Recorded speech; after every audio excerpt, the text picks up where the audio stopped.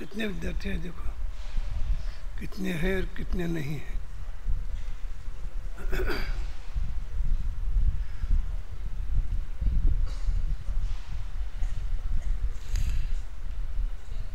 Mic लिया है,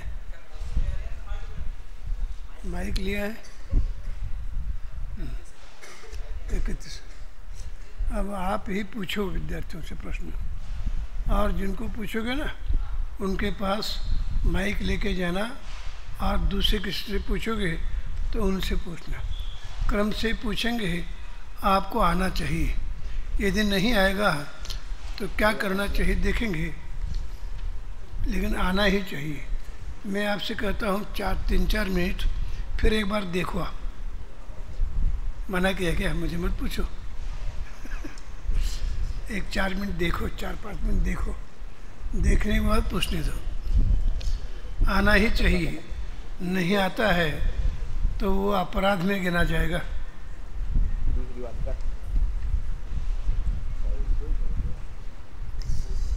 बैठो, आप भी 5 मिनट बैठो।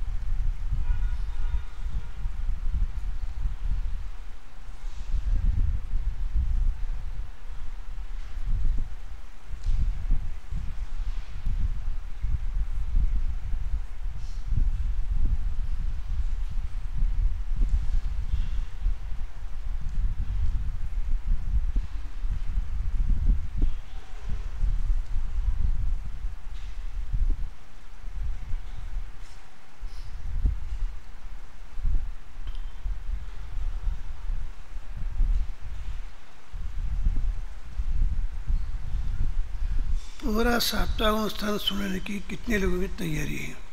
पूरा सुनाएंगे, पूरा सुनाएंगे। देखो इनके हाथ में, देखो आप इनको थोड़ा पूछना, गौन करोगे तो चलेगा, बाकी के लोगों को पूछना। आप पूछो। हेलो, हाँ बोलो, पूछो। आप मत संयुक्त गुणस्थान की परिभाषा बताना है। परिभाषा।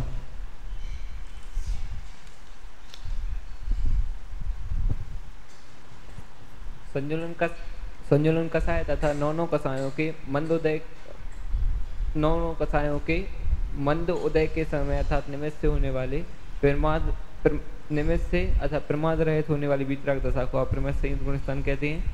और जिनके व्यक्त तथा अव्यक्त सभी प्रकार के प्रमाण नष्ट हो गए हैं, जो व्रतशील और गुणों से मंडित हैं, और जो शरीर और आत्मा के भेद विज्ञान से युक्त हैं, और जो उपसम और छपक श्रेणी में आरूढ़ नहीं हुए हैं, और जो ध्यान में लवलीन है, उन्हें अप्रमेय संयुक्त कहते हैं। बढ़िया बता दिया, गुणस्थान बहुत बढ़िया। आगे भेद अपेक्षा विचार।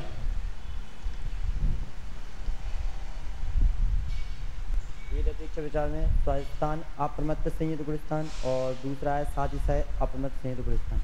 जो स्वास्थान अप्रमत्त संयुक्त है उसमें छठवें गुण स्थान तक रहता है। नहीं, उसका पूरा उपयोग करो ना। छठवें गुण स्थान तक रहता है। और जो सातिशय अप्रमत्त संयुक्त है वह 7वें तक रहता है, 7वें के नीचे नहीं आता है। फिर से बोलो।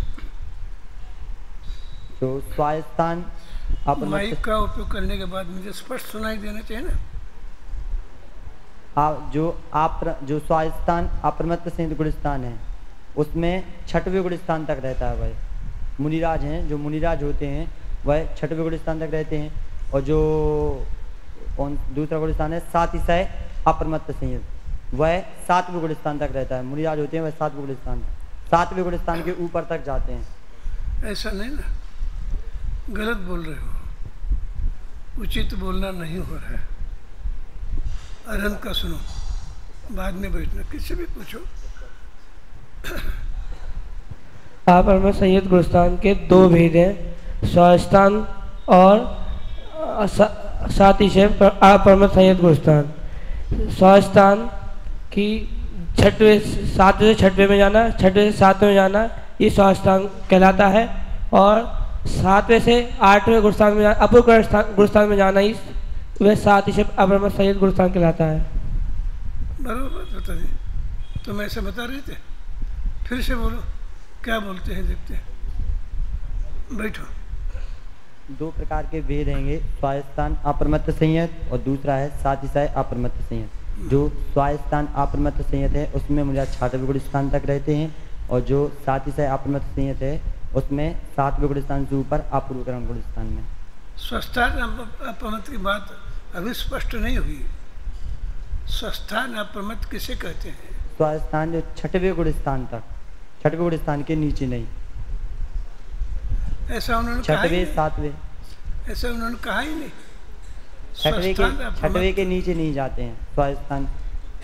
ऐसा ही नहीं। जो भावलिंगी मुनिराज होते हैं वह 6वें गुण स्थान में ही झूलते रहते हैं। 6वें गुण स्थान में कैसे? एक ही गुण स्थान में झूलना कैसे बनेगा? एक ही गुण स्थान में नहीं, हाँ, 6वें 7वें। तो वो कौन बोलेगा? 6वें 7वें गुण स्थान में झूलते हैं, ये बोलना चाहिए। अब बोलो, स्वस्थान किसे कहते हैं? स्वस्थान से जो मुनिराज होते हैं वह 6वें गुण स्थान में झूलते रहते हैं, 6वें 7वें गुण स्थान में झूलते रहते हैं। पक्का है? हाँ पक्का है। नहीं, एक गुण स्थान लेकर के झूलते हैं ऐसा बोलोगे? नहीं, 6वें 7वें में। हाँ, बैठो। दूसरा, आगे। सम्यक अपेक्षा विचार। सम्यक अपेक्षा विचार बता दो।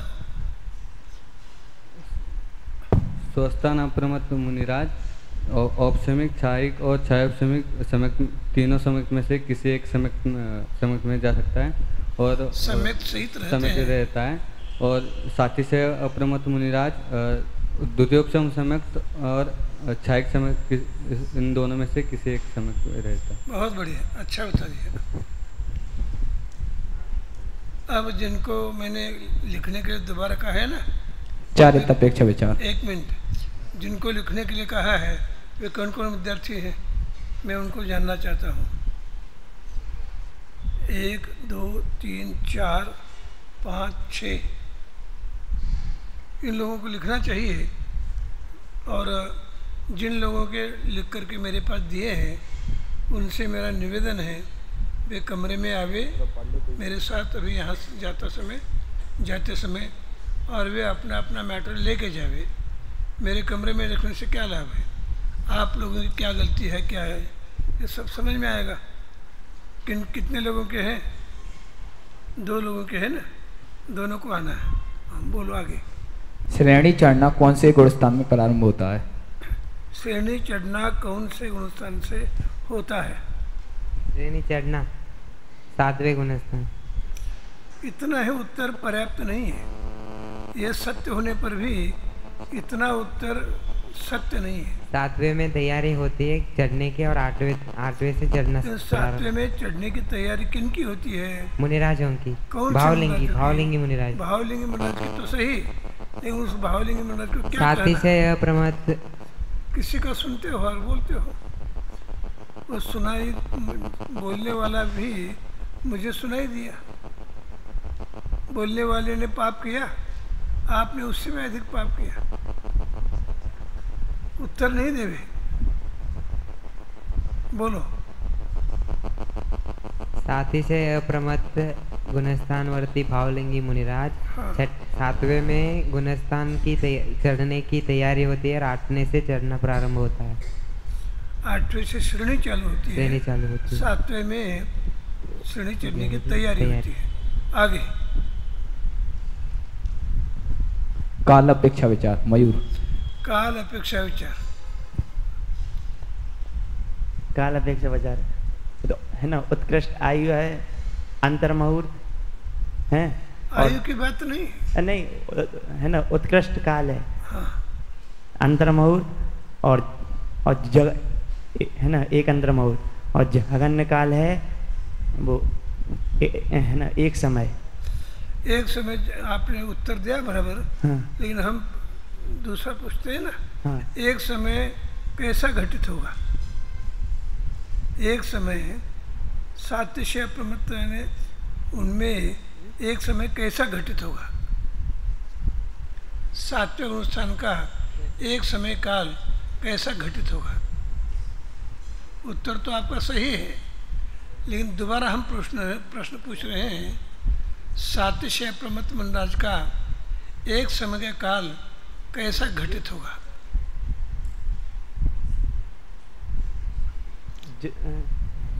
नहीं तो दूसरे से पूछो। आना चाहिए था, पूछो दूसरे से। दूसरा क्वेश्चन है। हाँ, किसी से पूछो ना। जब मृत्यु के समय होंगे। हाँ, जब मृत्यु के समय होंगे तब। पूरा बोलो ना, पूरे वाक्य में बोलना। एक समय तब होगा जब मृत्यु के समय होंगे। जो इतना कहने से उत्तर ठीक नहीं हुआ। पूरा बोलोगे तो समझ में आएगा।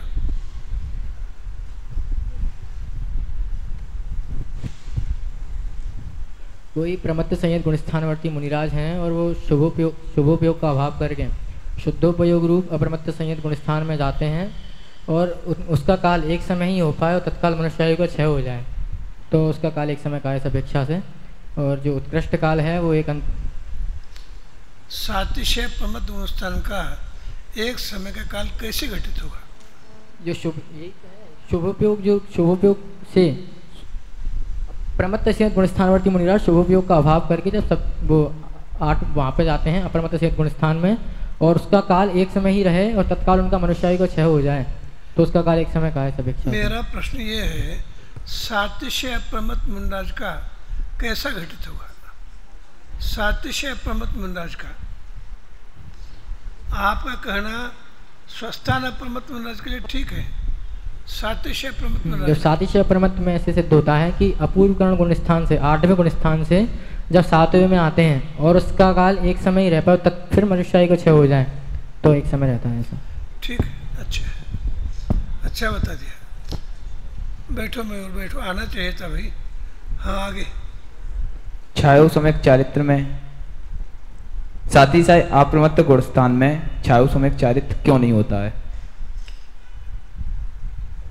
बोलो भाई, फिर प्रश्न करो। नहीं, उनसे बोलो। हाँ, साथ ही साथ अप्रमत्त गुणस्थान में छायो सम्यक चारित्र छायो सम्यक सम्यक्त क्यों नहीं होता है? छायो सम्यक सम्यक्त में चलमल अगाड़ आदि दोष होने के कारण। सम्यक्त में? हाँ, छायो बोलो। हाँ, उसमें चलमल अगाड़ दोष होने के कारण साथ से अप्रमत्त गुणस्थान में वह सम्यक्त नहीं होता है। फिर से बोलो। छायो सम्यक क्षयोपम में चल मल क्षयोपशमिक सम्यक्त में क्षयोपम सम्यक्त में चल मल अगाड़ आदि दोष उत्पन्न होने के कारण साधस्य अपनवत विरत गुणस्थान में वह सम्यक क्षयोपम सम्यक्त नहीं होता है। ये तो सामान्य नियम बताया, लेकिन चढ़ना क्यों नहीं होता? क्षयोपशमिक सम्यक्त के साथ सीढ़ी चढ़ने का काम क्यों नहीं होता? स्पष्ट खुलासा नहीं आया। थोड़ा सा उत्तर नज़दीक तो है, ये पूरा सत्य नहीं है। मुझे पूरा सत्य चाहिए उत्तर। पूछो, दूसरे से पूछो। अब सुनो, उत्तर सुनो, फिर बता दो मुझे। सप्तम सातिशय अप्रमत विरत गुणस्थान में जो क्षयोपशमिक सम्यक दर्शन नहीं होता, क्योंकि क्षयोपशमिक सम्यक दर्शन में केवल ज्ञान गम्य सूक्ष्म चलमल अगाढ़ दोष होते हैं, जिन दोषों के कारण उपशम या शपक किसी भी श्रेणी पर चढ़ना नहीं बनता। इस कारण यदि क्षयोपशमिक सम्यक दर्शन हो तो श्रेणी पर नहीं चढ़ सकते। चढ़ना नहीं बनता, ये तो आप लोगों की बात सही है, लेकिन मेरा प्रश्न ये है, चढ़ना क्यों नहीं बनता? वो कारण मैंने बताया था। चढ़ने का काम क्यों नहीं होता? क्योंकि चलमल अगाढ़ दोषों के होने से वह चारित्र की पूर्णता संभव नहीं है। चारित्र की पूर्णता नहीं हो सकती उसमें चलमल अगाढ़ दोषों के होने से। ये बात भी सही है। उत्तर ऐसा चाहिए बेटी, दोनों बेटी, उत्तर ऐसा चाहिए। क्षयोपशमिक सम्यक्त में चल मल अगाढ़ दोष होने के कारण ऐसा सम्यक्त चारित्र की पूर्णता में समर्थ नहीं होता। चारित्र की पूर्णता करने में क्षयोपशम चारित्र समर्थ नहीं होता।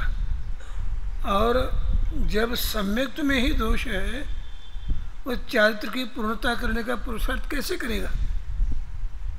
जब तक सम्यक्त में पूर्ण निर्मलता नहीं होती, समझना, हाँ, सम्यक्त में पूर्ण निर्मलता नहीं होती, तब तक चारित्र की पूर्णता के लिए पुरुषार्थ नहीं बनता, श्रेणी चढ़ना नहीं बनता।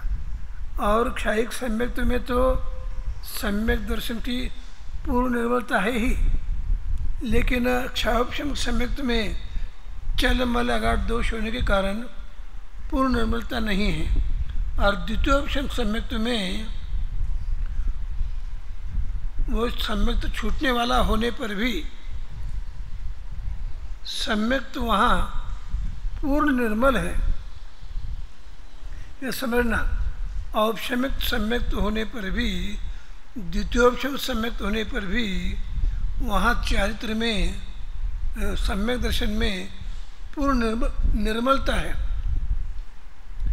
जैसे क्षयिक चारित्र में, क्षयिक सम्यक्त में निर्मलता है, वैसे की वैसे निर्मलता द्वितीयोपशम सम्यक्त में निर्मलता है। इसलिए चारित्र की पूर्णता का कार्य क्षयोपशम सम्यक्त के साथ नहीं होता। विषय स्पष्ट हो गया? विषय स्पष्ट हो गया? आगे पूछो। गमनागमन अपेक्षा विचार। प्रश्न क्या पूछा मुझे समझ में नहीं आया, बोलो। आगमन होता है पहले गुण स्थान से, चौथे गुण स्थान से, पांचवें गुण स्थान से, छठवें गुण स्थान से और आठवें गुण स्थान से। और गमन होता है छठवें गुण स्थान से और आठवें गुण स्थान से। गमन कहाँ होता है? सातवें गुण स्थान में होता है। नहीं, आगमन तो आपने बता दिया, गमन कहाँ कहाँ होता है? छठवें गुण स्थान में और आठवें गुण स्थान में। ठीक है, अच्छा बता दिया। आगे।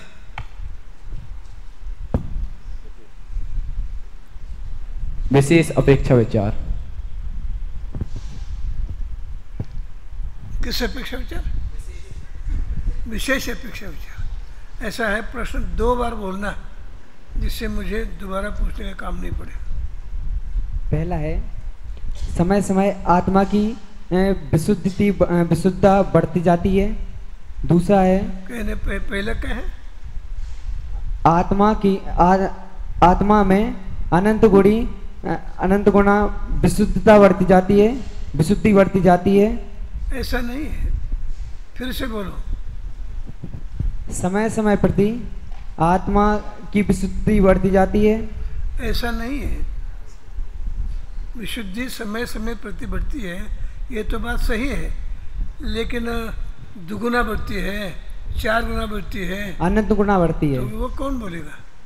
अनंत गुना, समय समय प्रति अनंत गुना विशुद्धि बढ़ती है। दूसरा है हाँ। स्थिति बंधापसरण होता है। तीसरा है प्रशस्त प्रकृतियों का अनुभाग समय समय बढ़ता अनंत गुना बढ़ता जाता है, और अप्रशस्त प्रकृतियों का अनुभाग समय समय अनंत गुना घटता जाता है। बराबर हो गया? ठीक है। क्यों, कहाँ गए हो? क्या कर रहे हैं?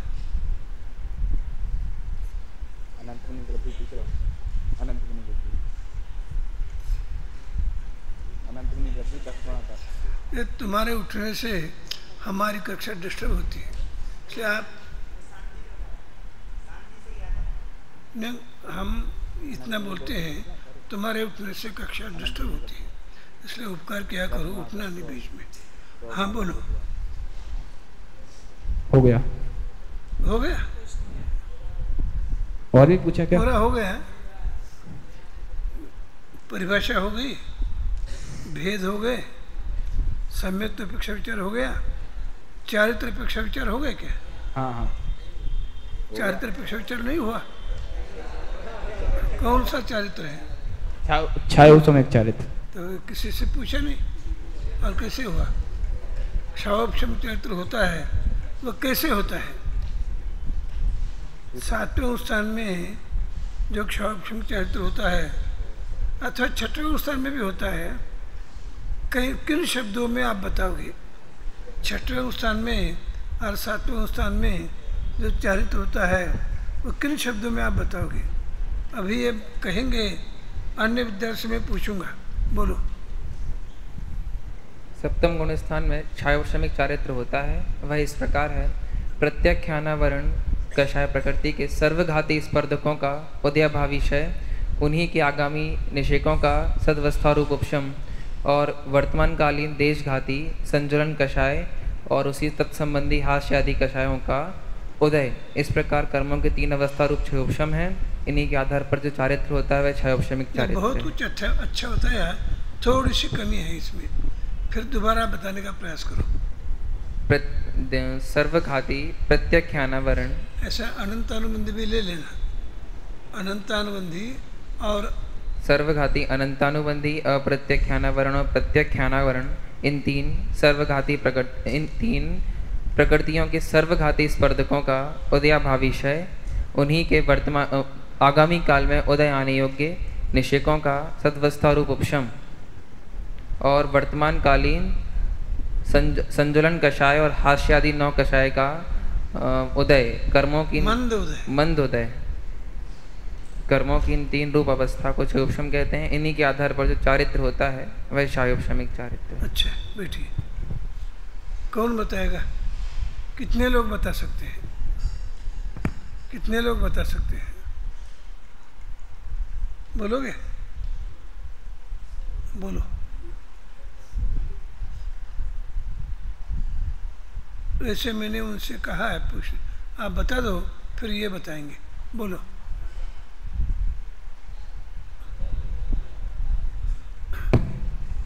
अनंतानुबंधी अप्रत्याख्यानवर्ण प्रत्याख्यानवर्ण प्रकृतियों के सर्वघाती स्पर्धकों का सदवस्था रूप उपशम नहीं, पहले सदवस्था रूप उपशम की बात नहीं, उदयाभावी है, उसके पीछे कुछ लगाना है। अभी प्रत्याख्यान अनंतानुबंधी अप्रत्याख्यानवर्ण प्रत्याख्यानवर्ण कषायों के सर्वघाती प्रकृतियों के वर्तमानकालीन सर्वघाती प्रकृतियों का उदयाभावी है, भविष्य में उदय आने योग्य सर्वघात उनके ही भविष्य में उदय आने योग्य सर्वघाती प्रकृतियों का सद अवस्था रूप उपशम तथा वर्तमान में संजुलन कषाय तथा 9 कषाय का मंदोदय। पूरा बोलो ना।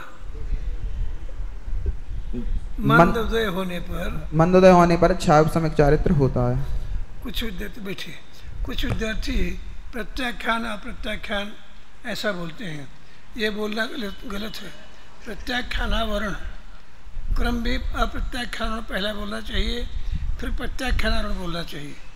क्रम बराबर रखें। अनंतानुबंधी के लिए आवरण नहीं बोलना, संयोजन कषय के लिए आवरण नहीं बोलना। दो कषय चौकड़ी जो है अप्रत्याख्यानावरण और प्रत्याख्यानावरण ऐसा बोलना। क्यों? अप्रत्याख्यान कहोगे तो त्याग का अभाव, प्रत्याख्यान कहोगे तो त्याग, ऐसा अर्थ होता है। और अप्रत्याख्यानावरण प्रत्याख्यानावरण कषय कहोगे तो चारित्र होने कषय का ज्ञान होता है, बोध होता है। और बोलो क्या पूछना था?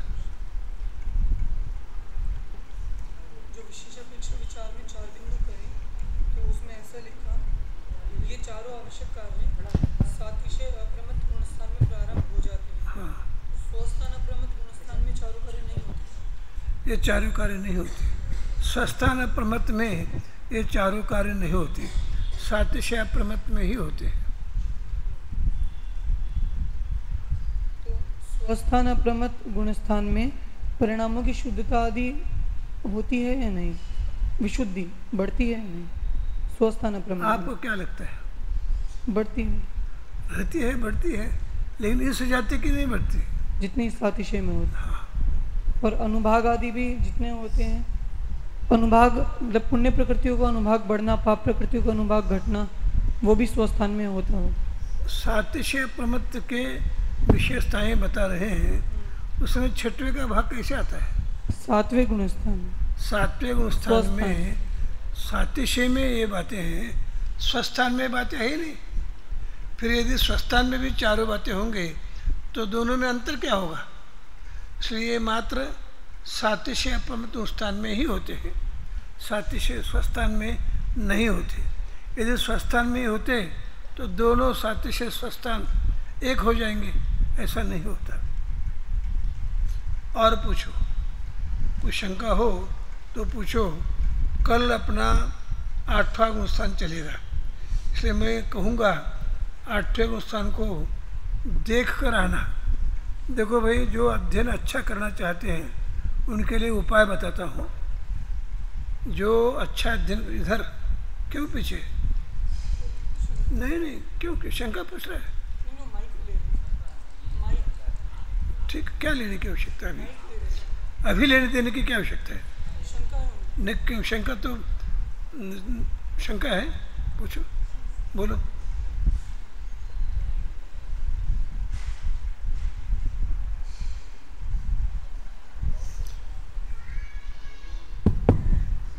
गमन अपेक्षा में जो गमन के बारे में बताया था कि गमन 8वें में होता है और 6वें में होता है, लेकिन इसमें एक पॉइंट और है कि जो चौथे गुणस्थान में होता है वो कैसे होता है गमन? अच्छा प्रश्न पूछा। मरण हो जाए तो गमन चौथे गुणस्थान में होता है। यदि 7वें गुणस्थान में मरण हो जाए तो उस जीव का गमन नियम से विग्रहति में चौथे गुणस्थान में ही होता है। अच्छा बता दिया, वो हमारा छूट गया था। चौथे गुणस्थान में भी गमन होता है 7वें से। जब 7वें गुणस्थान में मुनिराज का मरण होगा तो उनका गमन विग्रहति में चौथे गुणस्थान में ही होगा। अच्छा है, और बोलो। और किसी को कुछ पूछना हो तो पूछ सकते हैं, बोलो। दे दो उनको, माइक दे दो।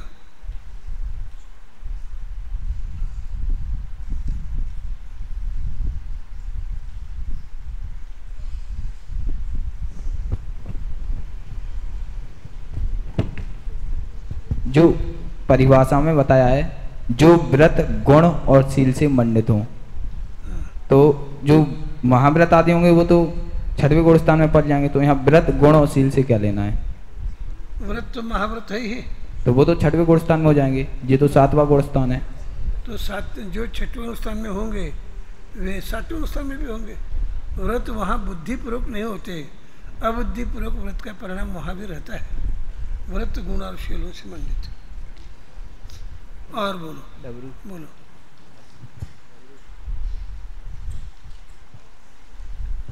वैसे तो व्यवहार चारित्र का विकल्प अबुद्धिपूर्वक 10वें गुणस्थान तक होता है।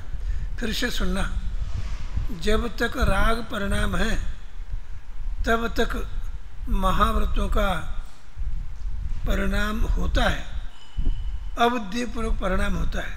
बोलो।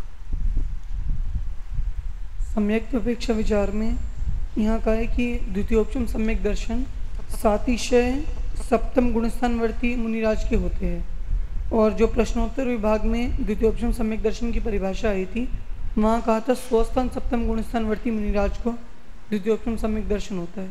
यानी पुरुषार्थ वहाँ होता है, यानी स्वस्थान अप्रमत्त मुनिराज श्रेणी चढ़ने के लिए पुरुषार्थ करता है, उस समय उनको द्वितीयोपचम सम्यक होता है। प्रकट स्वस्थान में होता है या सातिशय में? पुरुषार्थ होता है 6वें में, प्रकट होता है 7वें में। स्वस्थान की दिशा में या सातिशय की दिशा में? बोल रहा हूँ ना, मैं स्पष्ट बोल रहा हूँ। 6वें स्थान में प्रयास चालू होता है, 7वें स्थान में प्रकट होता है। और बोलो।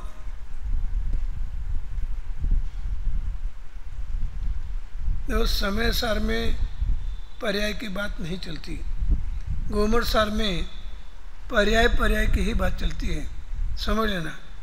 समय सार के स्वभाव में, समय सार ग्रंथ के स्वभाव में और गोमर सार ग्रंथ के स्वभाव में अंतर यह है, समय सार पर्याय की बात करेगा नहीं, न पुण्य रूप पर्याय की बात करेगा, न पाप रूप पर्याय की बात करेगा। पुण्य और पाप परिणामों से रहित भगवान आत्मा की बात करेगा। और गोमठ सार भगवान आत्मा की बात करेगा ही नहीं। हम जो करते हैं वो आध्यात्म गर्भित करणानुयोग समझने की अपेक्षा से भगवान आत्मा का आश्रय लेकर ही गुणस्थान चढ़ना बनता है। ये अध्यात्म को बताने के लिए ऐसा कथन करते हैं। वास्तविक करणानुयोग पर्याय प्रधान का कथन है, पर्याय प्रधान।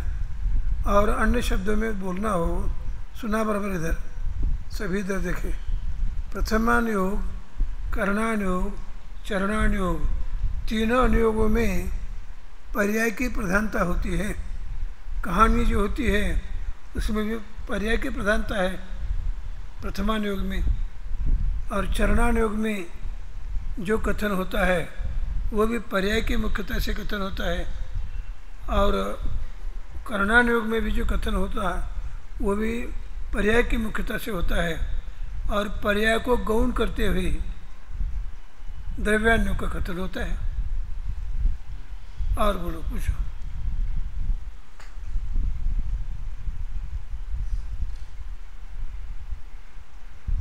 अभी अपने पास समय है, उस समय का उपयोग करने के लिए 8वें स्थान की आप सब मिलकर पहले परिभाषा निकाले, परिभाषा निकालने के बाद परिभाषा बोले। निकाला सबने? अब एक आवाज में बोलिए।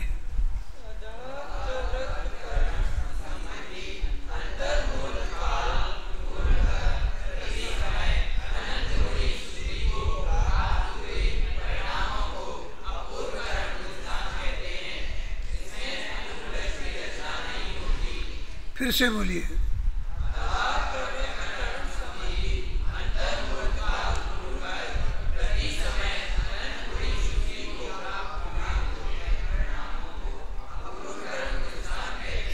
यानी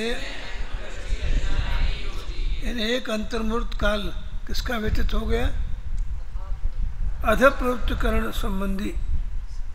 अधप्रवृत्तकरण सातिशय प्रमित में होता है, उसका अंतर्मूर्त काल व्यतीत होने के बाद, यानी ये अनिवार्य है। 8वें स्थान में जाने वाले मुनिराज अधप्रवृत्तकरण संबंधी अंतर्मूर्त काल को छोड़कर आगे जाते हैं। और अधप्रवृत्तकरण के बाद ही अपूर्वकरण होता है। 7वें स्थान को सातिशय अप्रमत्त जो नाम मिलता है वह अधकरण परिणामों से मिलता है। सातिशय अप्रमत्त स्थान को सातिशय अप्रमत्तपना, सातिशयपना ये जो नाम आया है वो नाम अधप्रवृत्त करण से है, यानी अंतर्मुहूर्त काल सातिशय प्रमत्त का व्यतीत हो गया और फिर अनंत गुणी विशुद्धि के साथ ही 8वें में प्रवेश करेंगे, यानी 2 गुना 4 गुना विशुद्धि के साथ नहीं, अनंत गुणी विशुद्धि के साथ ही। क्यों? अनंत गुणी विशुद्धि जो चालू हो गई है वो 11वें गुण स्थान के अथवा 12वें गुण स्थान के पहले समय तक रहेगी। अब फिर से एक बार परिभाषा बोलिए।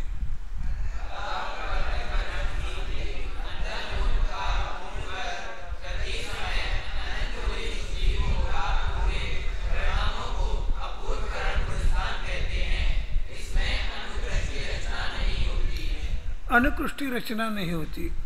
ये अनुकृष्टि रचना क्या है? देखिए, 7वें गुण स्थान में अधकरण होता है, तो इसके पहले बताया था, इधर देखना, दृष्टांत चालू है। ये परिणाम अधकरण का एक मुनिराज का है, ये परिणाम अधकरण का ही दूसरे मुनिराज का परिणाम है।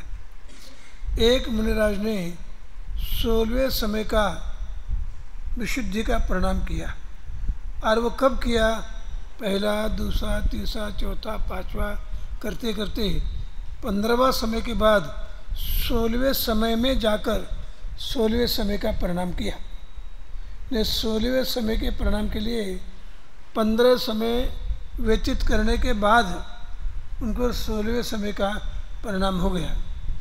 दूसरे मुनिराज चौथे समय में ही उस 16वें समय के परिणाम को प्राप्त कर चुके, यानी इतना उनमें पुरुषार्थ की तीव्रता हो गई, 16वें समय में होने वाला विशुद्ध परिणाम उनको चौथे समय में प्राप्त हो गया। इस कारण से ऊपरी समृद्धि जो के परिणाम निम्न समृद्धि जो के परिणामों में समानता हो गई। इस समानता को बोलते हैं अधकरण।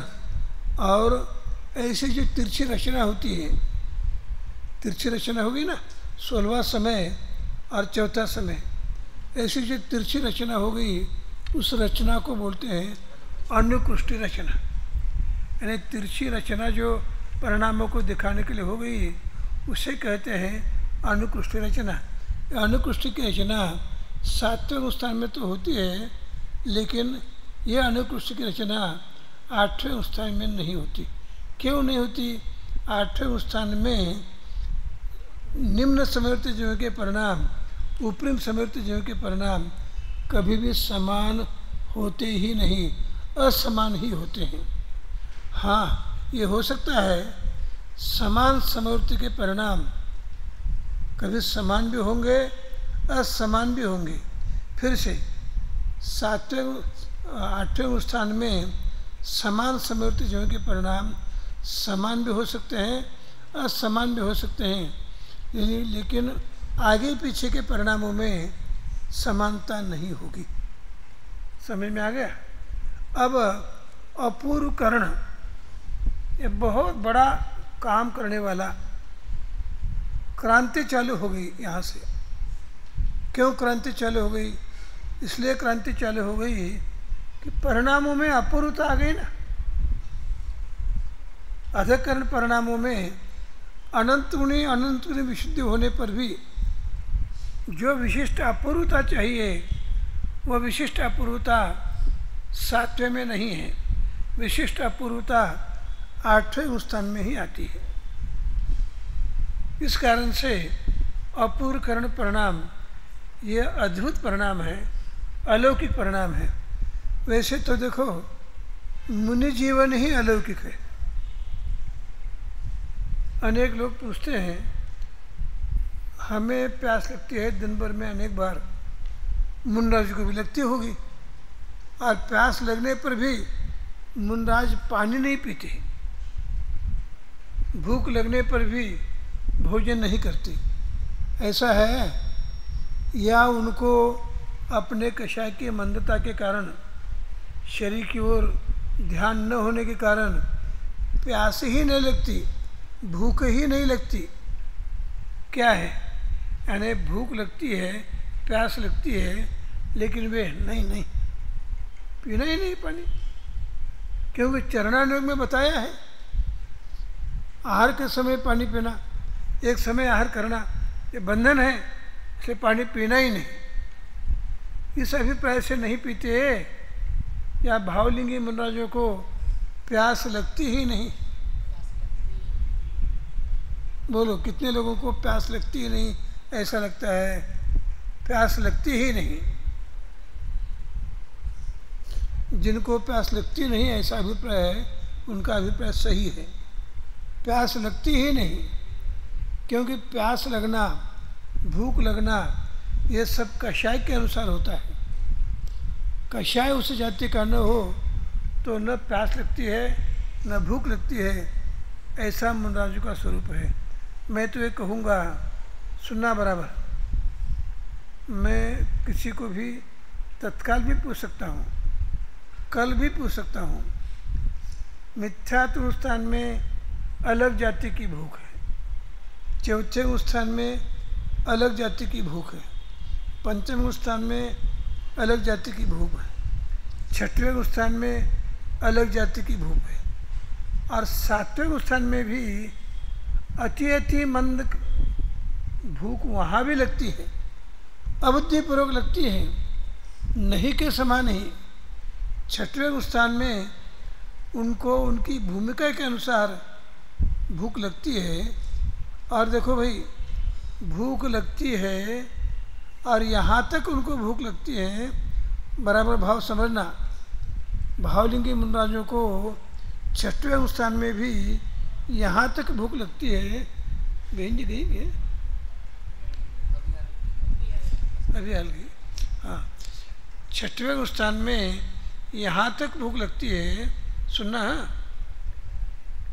उनको भूख के कारण से ऐसा प्रतिभास होता है, नहीं नहीं अब आहार किए बिना अब सातवां स्थान होना कठिन हो जाएगा, ऐसा लगता है। इसलिए आहार के लिए उठते हैं। उठे, आहार मिला तो वापस शांति चाहेंगे, आहार नहीं मिला तो उसी शांति के साथ वापस आएंगे। ऐसा नहीं आहार नहीं मिला अथवा आहार का योग नहीं बना इसलिए आकुलता होगी, ऐसा नहीं। मैंने एक बार आपसे कहा भी होगा, लाभात अलाभम बहुमन्यमाना, लाभ से भी अलाभ को बहुमान के साथ स्वीकार करते हुए वे वापस आते हैं। महान कार्य है, सामान्य कार्य नहीं है, महान जीवन है। मैं तो आप लोगों से कहूँगा, ये भावलिंगी मुनि जीवन का स्वरूप आपको अल्प स्वल्प मात्रा में समझ में आ रहा है, महान भाग्य का लक्षण है। आपकी उम्र में मुझे समझ में नहीं आया था, बहुत वर्षों के बाद समझ में आ गया। आपको छोटी उम्र में समझ में आ रहा है, वास्तविक ही आपका भाग्य है। यूँ ही आपको अधिक खुश करने के लिए अनावश्यक बात बोलता हूँ, ऐसा किसी को कदाचित लगे तो ऐसा नहीं लगे, ये वास्तविक स्वरूप है। समय हो चुका है, इसलिए मैं आपको जाने के लिए बोल तो रहा हूँ। कितने विद्यार्थी नहीं हैं?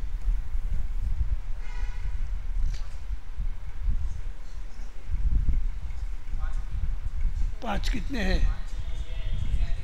नहीं, 5-6 नहीं है, नहीं ये पत्थर जैसा 5-6 नहीं, 5 नहीं या 6 नहीं है।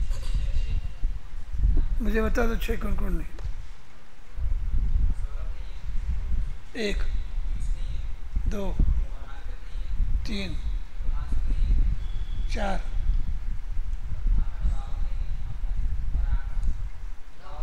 हाँ, और रिमाशु यहाँ होते हुए कौन नहीं आए? यहाँ होते हुए नहीं आए दोनों? ठीक है, अब जा सकते हो। 8वें स्थान की तैयारी करके आना।